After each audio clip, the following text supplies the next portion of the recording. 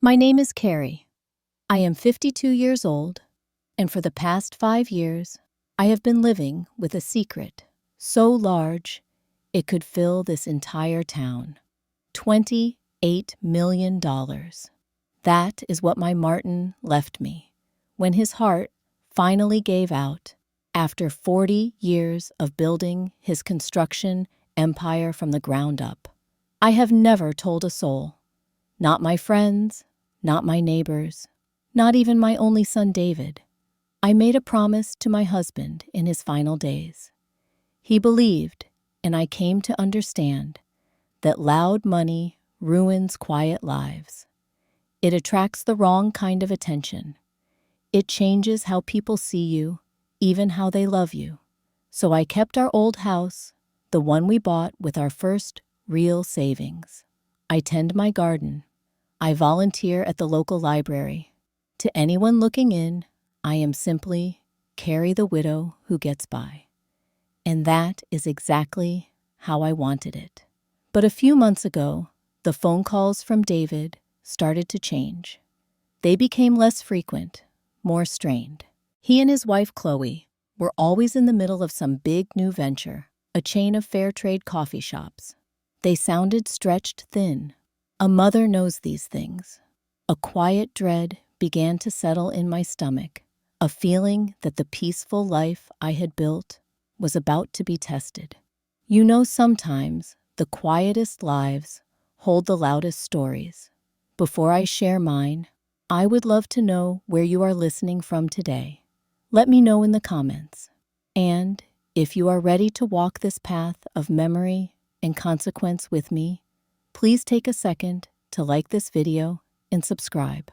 Your support means the world and helps me keep sharing these truths. The unraveling began with a phone call.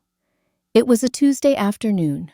The light was soft through my kitchen window, and I was just wiping flour from my hands after making a batch of shortbread.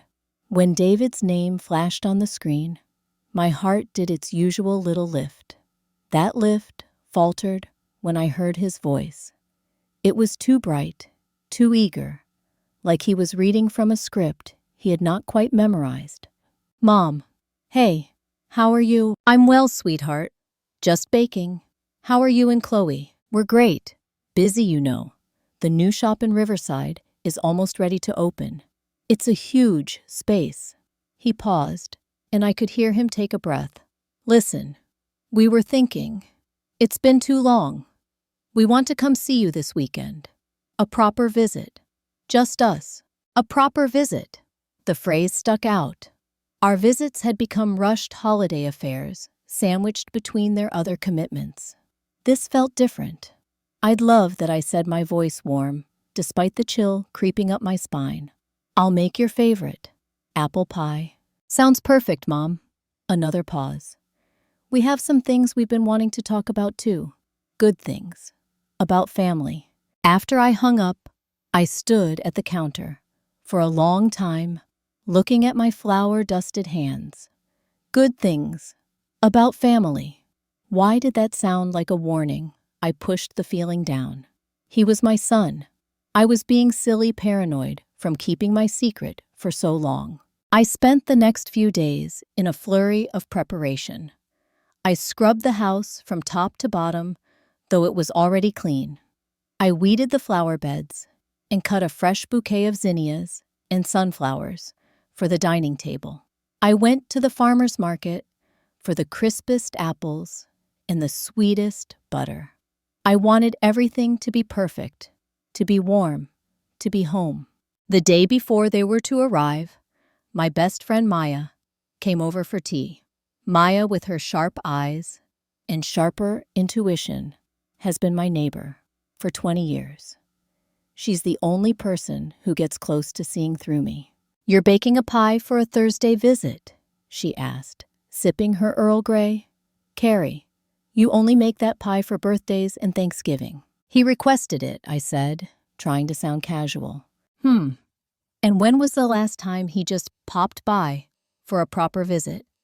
She set her cup down. 3 months ago. And that was because he was in the area for a meeting. I'm just saying. Be careful. A sudden interest after radio silence always has a source, usually a financial one.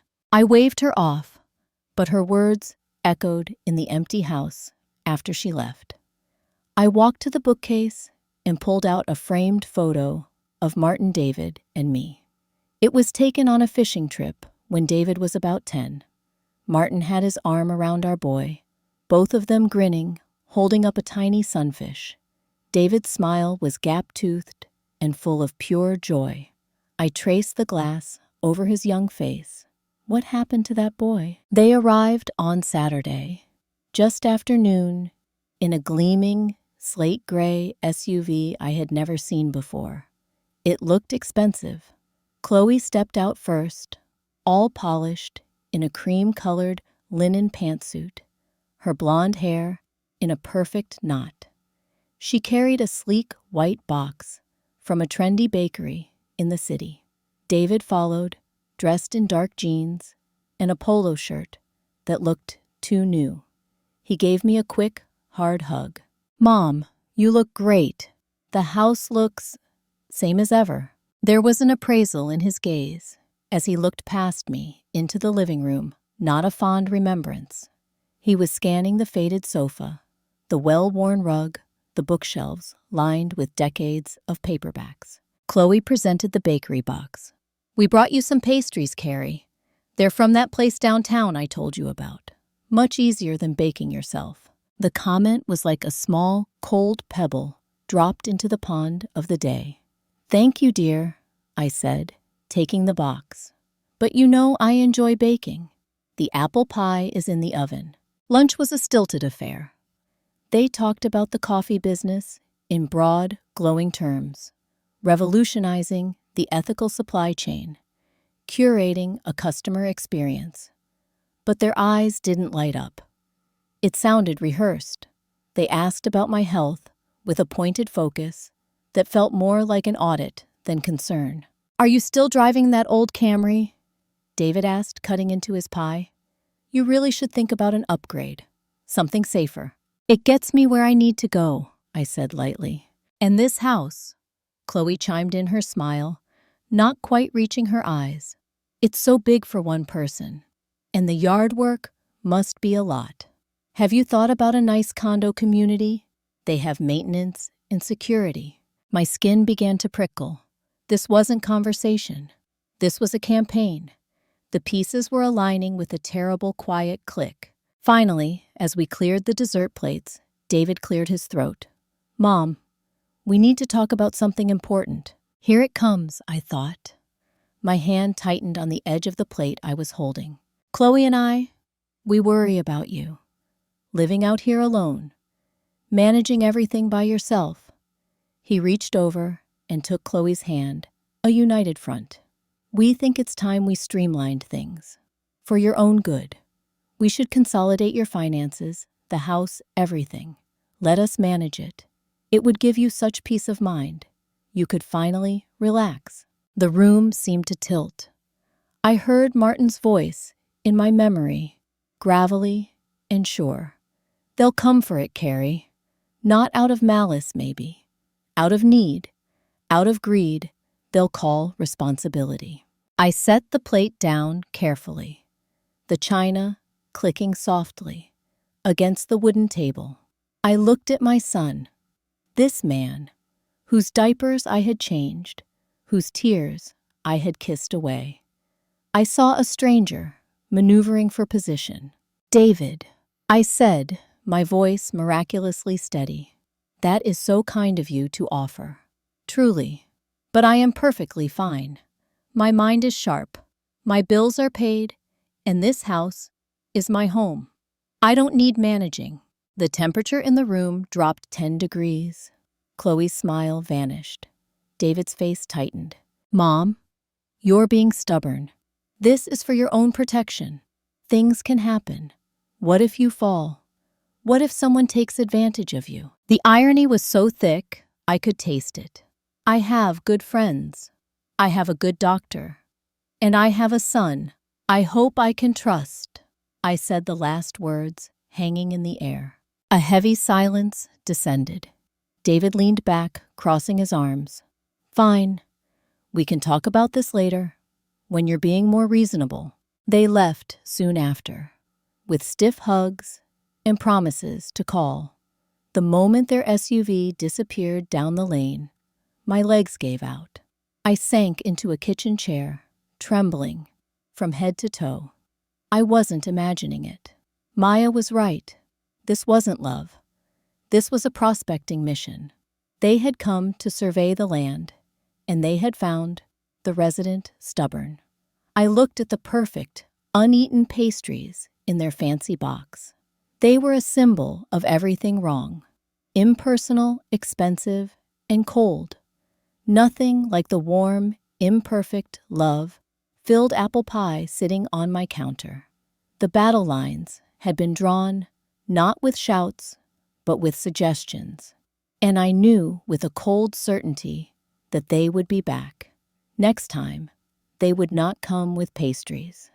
They would come with paperwork. The silence after their visit was heavier than any noise. I tried to fall back into my routines, watering the garden, sorting books at the library. But my hands shook, and my mind was 1,000 miles away, trapped in that tense lunch conversation. The words consolidate and manage played on a loop. I had to know. I could not operate in this fog of dread. On Monday morning, after a sleepless night, I made the call I had been avoiding for 5 years. I dialed the private line of Gregory Atwood. Greg had been more than Martin's lawyer. He was his oldest friend, the one who helped him structure everything. He was the gatekeeper. Carrie. His voice boomed, warm, with genuine affection. To what do I owe the pleasure? Everything all right, Greg, I said, and my voice wavered, betraying me. No, not really. David and Chloe visited this weekend. I recounted the conversation, the pointed questions, the offer to manage my affairs. I left nothing out, not the new SUV, not the bakery pastries, not the chill in David's voice when I refused. On the other end of the line, Greg's warm demeanor evaporated. His silence was professional grave. Carrie, he said, finally, his voice low. This is concerning. It aligns with something that happened about 6 months ago. David contacted my office. He was making inquiries. He wanted to know if Martin had any undisclosed assets, or if there were any oversights in the estate planning. He was polite, but persistent. I told him, as I was bound to do, that all matters pertaining to Martin's estate were settled and confidential. The confirmation was a physical blow. My son had been digging. He had gone behind my back to my husband's oldest friend, searching for cracks in the wall Martin and I had built. The secret hadn't kept him safe from greed. It had perhaps fertilized it, letting him imagine untold riches just out of reach. Greg, what do I do? The question was a whisper. You do nothing yet, but you be prepared.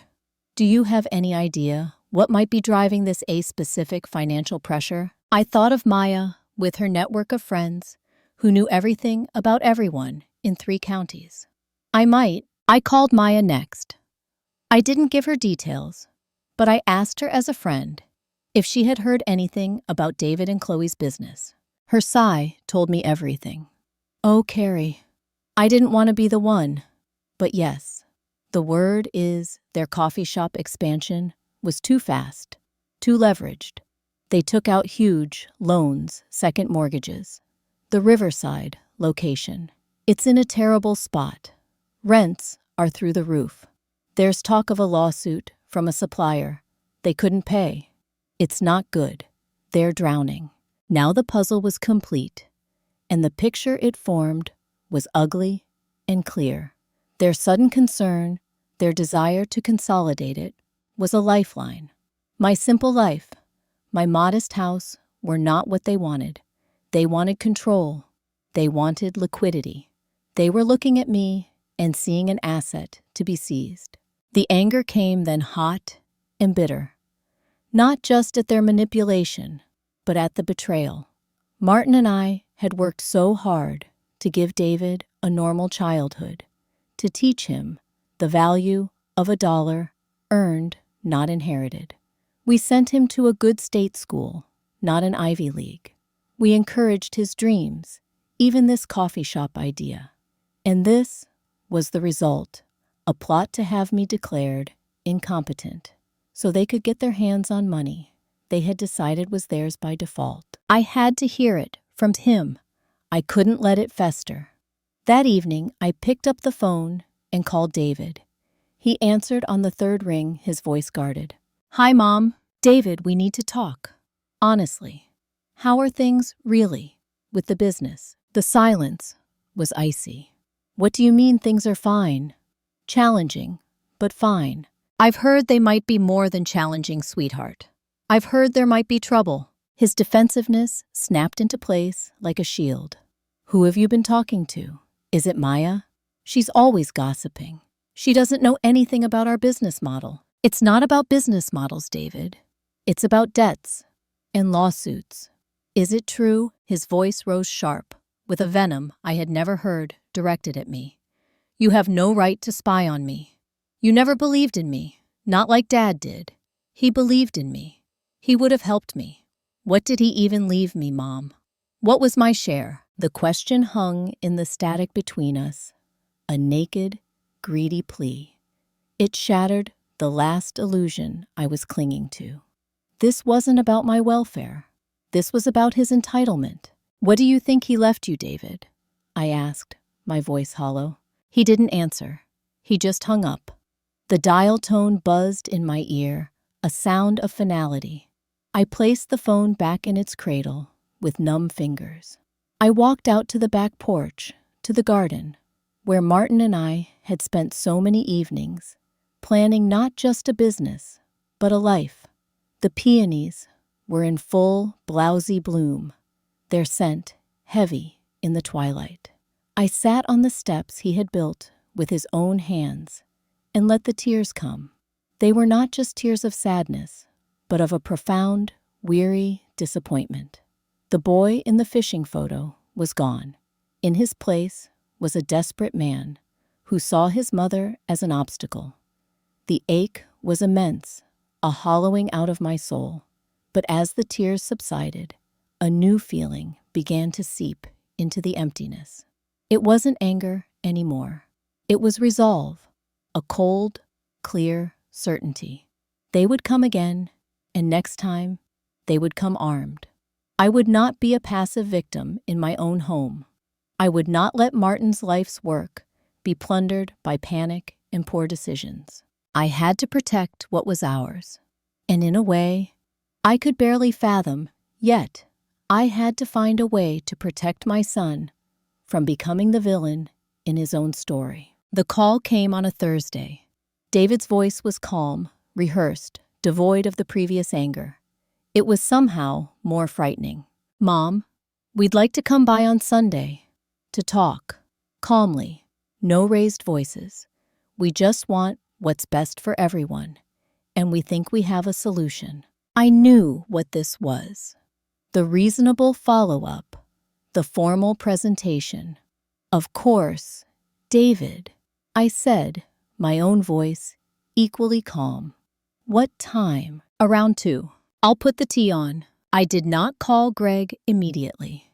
I sat with the information for an hour, letting the reality settle. This was it, the confrontation. I thought about Martin, about his fierce, protective love. He had prepared for this in his way. He had chosen Greg, a man of unshakable integrity. He had structured everything to give me absolute control, absolute security. It was time to use it. When I finally dialed Greg's number, I was serene. "They're coming on Sunday at 2. They want to talk about a solution." Greg didn't miss a beat. "I'll be there at 1:45. With everything." "Do you want me to bring a colleague?" "No, just you." "And would it be all right if my friend Maya came, not as a legal anything, just as A witness. For me. Of course. That's wise. I called Maya next. Her response was succinct. I'll bring my famous lemon bars. And my eyeballs. They won't get away with a thing. The next 2 days were a strange limbo. I wasn't anxious. I was focused. I cleaned the house, not out of nervous energy, but as a form of preparation, like a general surveying the battlefield. I did not bake a pie. I bought a simple, elegant tea blend from the market. I chose my clothes carefully, a pair of pressed navy trousers, a simple cream-colored sweater, pearl earrings. I wanted to look exactly like what I was, a composed, capable woman in her own home. Sunday arrived, gray and still. At 1:45, exactly, a familiar sedan pulled into my drive. Gregory Atwood emerged, a leather briefcase in hand, dressed in a tailored charcoal suit. He looked like a venerable oak tree, solid, immovable. Right behind him was Maya, carrying a tin of lemon bars and wearing an expression of steely support. We gathered in the living room. I had set out the tea service on the coffee table. There were no pastries in a white box. At 2 o'clock on the dot, the slate-gray SUV pulled up. David and Chloe walked to the door. I saw it the moment they noticed the other cars. A flicker of confusion, then alarm on David's face. Chloe's perfect composure slipped for a second. I opened the door before they could knock. Hello, please come in. They stepped inside, their eyes darting to Greg and Maya, who sat calmly on the sofa. David's face flushed. Mom, what is this? We said we wanted to talk, privately. And we will, I said, gesturing to the armchairs opposite the sofa. These are my guests, Mr. Atwood, you know, and this is my dear friend Maya. I thought, given the nature of our discussion, it was good to have clarity. They sat down stiffly. Chloe placed a sleek leather folder on her lap. The air was thick enough to slice. After the unbearable clinking of teacups, David leaned forward. He bypassed all pretense. Mom, we've thought long and hard. We love you. But your situation here is not sustainable. You're isolated. You're of an age where things can decline rapidly. As your only child, I have a legal and moral responsibility. He opened the leather folder. I've consulted with an attorney. This is a petition to have the court appoint me as conservator of your estate for your own protection. Given your solitary lifestyle, your advanced age, and your demonstrably limited financial means, it's a clear-cut case. The words, so clinical, so final, hung in the room. Advanced age, limited financial means, conservator. They were taking the nuclear option. They weren't asking any more. They were planning to have the state give them the keys. I felt the blood drain from my face. I looked at my son, and I did not see a hint of the boy I loved. I saw a CEO executing a hostile takeover. Chloe smoothed her pantsuit. We only want what's best for you, Carrie. Sometimes people don't see they need help. With David as conservator, he could sell this burdensome property, consolidate all your assets, and ensure you're cared for properly. It was then that Gregory Atwood moved. He didn't stand up. He simply reached for his briefcase, placed it on the coffee table, and clicked it open with a sound that seemed to echo in the silent room. He did not pull out a document immediately. David, Chloe, he said, his voice a deep, calm river. A conservatorship or guardianship is a very serious matter. It's predicated on the alleged incapacitation of the individual. Before we discuss Carrie's capacity, perhaps we should discuss motivation. He pulled out not a legal document, but a slim financial report. He slid it across the table toward David. This is a summary of the current liabilities of Brood Awakening LLC, specifically the Riverside location and its associated guarantees. The numbers, as I'm sure you know, are quite dire. A petition for conservatorship filed under these circumstances could be viewed by a court as a conflict of interest. At best. At worst, it could be seen as attempted financial exploitation of an elder. David stared at the paper as if it were a live snake. His jaw worked. This is an outrageous invasion of privacy, Mom. You had me investigated. I found my voice. It was low trembling, not with fear, but with a profound, sorrowful power. No, David, I am defending myself, and I am trying, perhaps for the last time, to save you from yourself. You think your father's money would solve your problems? It won't. It would only make you a smaller man, one who sued his own mother to steal from her. Martin built everything he had with these hands. I held up my own weathered from gardening. He wanted you to learn that. I kept the secret, not to spite you, but to protect you. From this, from becoming exactly what you are being right now. The room was utterly still. Chloe had gone pale. David looked from me to Greg, his bravado crumbling into panic and shame. Now, Greg reached into his briefcase again. He withdrew a single bound document. Martin Rhodes was a brilliant man and a meticulous planner. He created a revocable living trust with Carrie as the sole trustee and primary beneficiary. She has full unilateral control over all assets for her lifetime. The trust is structured to provide her with income and principal for her health maintenance and welfare terms she alone defines. He paused, letting that sink in. Upon her passing, the remainder is designated to pass to you, David. However, Carrie, as trustee, holds a power of appointment. She can, at any time, for any reason, change the ultimate beneficiary. He opened the document to a specific page and pointed. Then, he said the number, his voice, clear and neutral. The current total value of the trust assets is $28 million. The silence that followed was absolute, broken only by a sharp, involuntary gasp from Chloe. Her hand flew to her mouth. David's eyes locked onto the number on the page. I watched his face.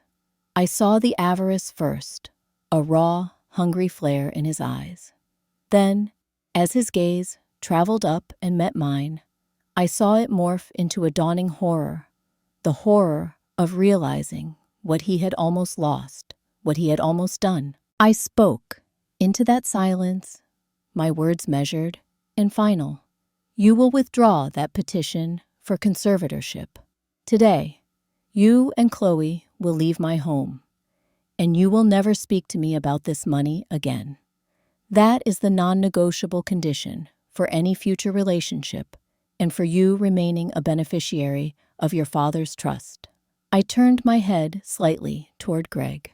Gregory, if they do not comply, we will begin the paperwork tomorrow to redirect the remainder of the trust to the Martin Rhodes Foundation for Trades Education, which was always our contingent plan. David seemed to shrink into the armchair. All the fight, all the posturing drained out of him. He looked like a lost little boy again, but one who had just broken his most precious toy. He looked at the petition in his own hands, the document that symbolized his betrayal, and he gave a single, stiff nod. He fumbled the papers back into the leather folder. He stood up, unable to look at me. Chloe stood too, her face a mask of stunned humiliation. They walked to the door without a word. No goodbye, no apology, just the soft click of the latch as they left. The sound of their SUV starting and driving away was the sound of an era ending. I let out a breath I felt I had been holding for 5 years, and my entire body began to tremble. Maya was beside me in an instant, her arm around my shoulders, holding me steady. Greg closed his briefcase with a definitive snap. "It's over, Carrie," he said gently. "You were magnificent." I nodded, tears finally spilling over, but they were not tears of weakness. They were the release of a terrible, long-carried pressure. The battle for the money was over. But as I sat there surrounded by loyal friends, in the home I had defended, I knew the war, for my son's soul, had only just begun. The days that followed were a strange, hollow victory. The house was quieter than ever. The ghost of that confrontation lingered in every room. I felt a deep bone, weary exhaustion, not from the fight itself, but from the emotional carnage it left behind. I had won. I had protected Martin's legacy and my own autonomy. So why did I feel so utterly defeated? I had looked into my son's eyes and seen a stranger willing to legally dismantle my life. The mother in me grieved for the child I had lost long before this Sunday. The woman in me was simply tired. Maya stayed close. She brought soups, sat with me in silence, knew when to talk and when to just be present. I called Greg to confirm David had formally withdrawn the petition through his lawyer. He had. There was no legal threat anymore, but the emptiness remained. I realized I had been defined for 5 years by a secret, and now by a conflict. I needed to be defined by something else. I needed to use this weight, this immense responsibility Martin had left me, for something that felt like light. I called Greg again this time, with a purpose. "Greg, I want to start using the trust. Not for me, not yet. I want to set up a scholarship fund at the community college's vocational school for students wanting to learn a trade, carpentry, electrical, plumbing, in Martin's name." I could hear the smile in his voice. "Now you're talking, Carrie. That's a wonderful idea. He'd love that. Let's make it happen." Setting it up gave me a focus. It was a positive act, a creation, not just a defense. We founded the Martin Rhodes Skilled Trades Scholarship. The first award would be given in the spring.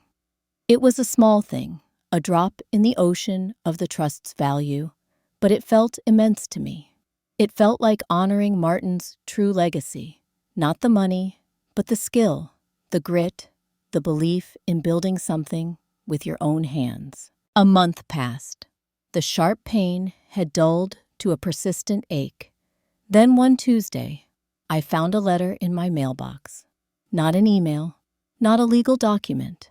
A plain white envelope with my name handwritten in a script I knew so well yet hadn't seen in years. David's handwriting.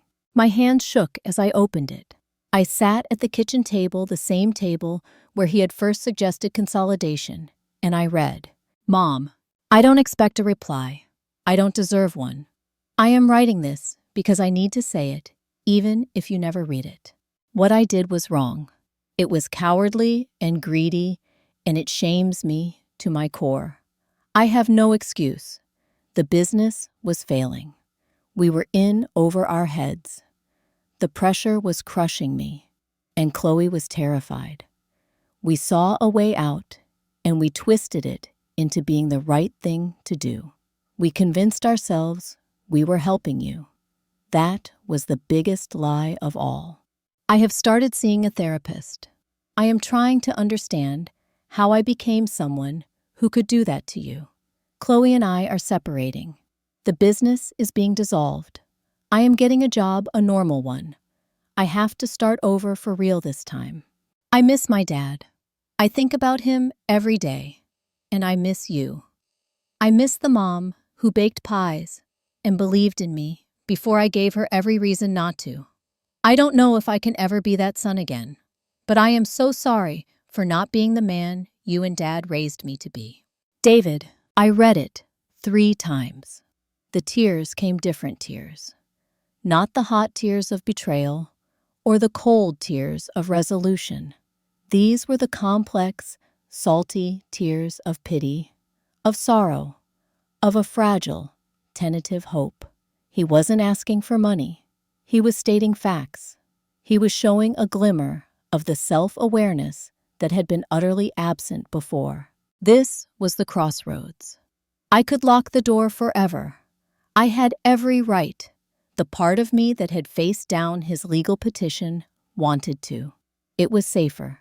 But the part of me that remembered the boy on the fishing trip, the part that was still his mother, knew that love, real love, wasn't about safety.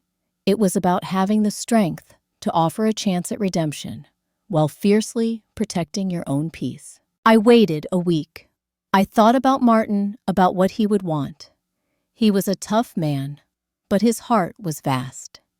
He believed in second chances, but only for those who did the hard work of earning them. I wrote back. It was short. David, I received your letter. Thank you for writing it. I need time. The hurt is deep. What I need from you is to continue your own work on your own. Any future conversation between us cannot involve money, business, or the past. It can only be about the present, and it must be built on a new kind of honesty, one you're just beginning to learn. When you feel you are ready for that, you may call. I cannot promise more than a conversation. Mom, I mailed it. I was not opening the floodgates. I was prying open a window, just a crack, and installing a very strong screen. Love could flow through, but manipulation could not. It was the hardest, most conscious act of motherhood I had ever performed. A year turned the page.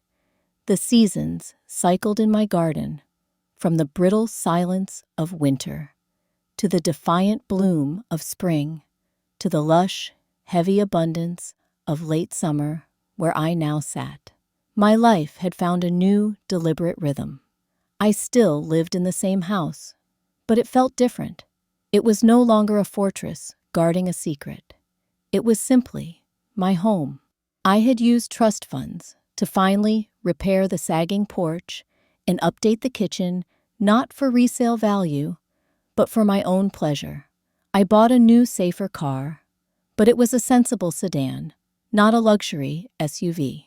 I took a trip to Italy with Maya, saw the art Martin and I had always talked about. I felt his absence, but I also felt his permission to live. The Martin Rhodes Scholarship had awarded its first 3 recipients. Attending the small ceremony, hearing those young men and women talk about their dreams of building things, of creating stability for their families, filled me with a pride more profound than any balance sheet ever could. This was the money breathing, doing good. This was the legacy. My relationship with David was a fragile, thin thread. He called, as my letter had allowed, once a month. The conversations were painfully superficial at first. The weather, a movie he'd seen, a book I was reading. He never mentioned Chloe, or business, or money.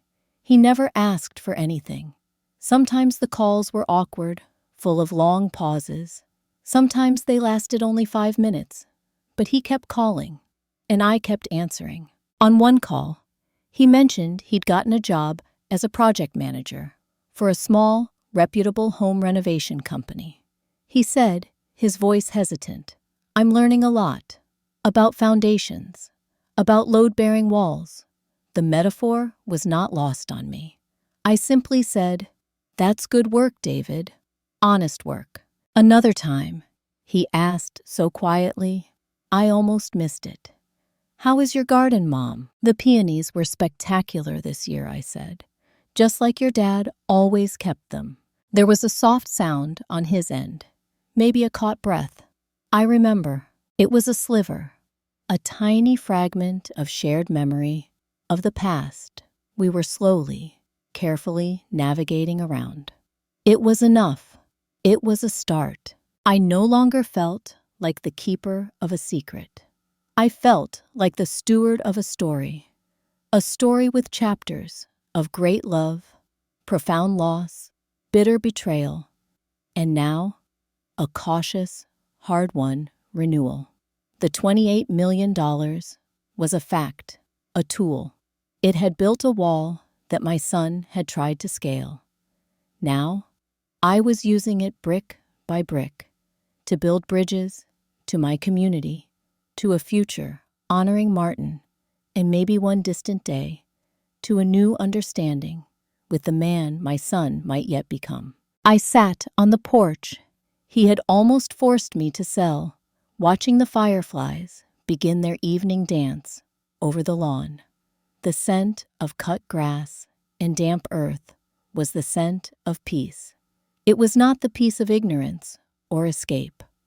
It was the peace that comes after the storm, when you have surveyed the damage, tended to the wounds, and found to your surprise that you are still standing, that your roots held, and that from the broken branches, green shoots could still emerge. So that is my story, a journey from a promise made in love through a silence that became a shield, to a confrontation that broke my heart but not my spirit. If there is a lesson in these years, it is this: the greatest inheritances are not the ones measured in dollars, but in the strength they force you to find within yourself. Martin's money was a test of my character, and ultimately of David's. I learned that compassion must have teeth to be real kindness, that you can love someone and still say a firm, unyielding no to protect what is right, that silence can be powerful, but the truth, spoken at the right time, is the only thing that truly sets you free. My life now is quiet again, but it is a different quiet.